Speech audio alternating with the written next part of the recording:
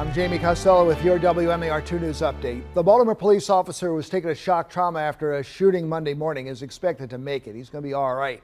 It happened at Westview Avenue here at North Elmont Street in West Baltimore, while two plainclothes officers were on a surveillance assignment. Officials say that the gunman approached the undercover vehicle and then opened fire on them. The officers shot back, killing the unidentified man. A neighbor told us she doesn't blame police shooting the gunman. For the cops to shoot at somebody, the person had to do something wrong, because the cops just don't come right out and shoot at you. Well, it's not clear if the gunman was the target of the surveillance mission. The next General Assembly session will begin in January in Annapolis, and state delegates and senators have a lot to do after this year's session was cut short. You'll remember the 2020 session ended early because of the pandemic. There will be some new protocols in place to make sure this session happens. Senate floor sessions will be limited to 2 hours at the most. The public will not be allowed inside, and the Senate floor will look a lot different.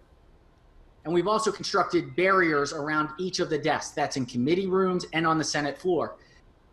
And there will also be air purifiers in the Senate chambers. And the House and Senate won't meet every day during the first month of the session to limit exposure. Baltimore Ravens defensive lineman Calais Campbell and his CRC Foundation are helping those facing hard times during this pandemic. They are teaming up with Baltimore law firm Cohen and Dwin to launch the Charles Richard Campbell Lend a Hand Fund. The program will help individuals and families facing financial hardship to pay essential bills, and that includes things like prescriptions, utilities, water, car repairs, internet services. Each household will then get between $250 up to $500 depending on need.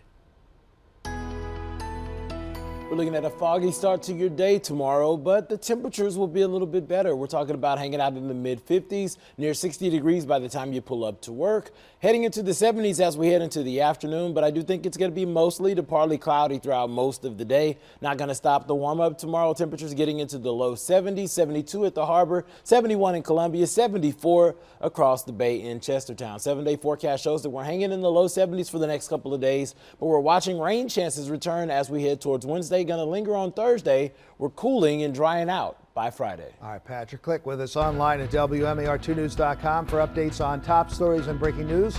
Also for news and weather while you're on the go, you can download the WMAR 2 News app in the App Store. You can watch live radar and get breaking news sent right to your phone. Thanks for watching. I'm Jamie Costello. This WMAR 2 News update is sponsored by Jones Junction.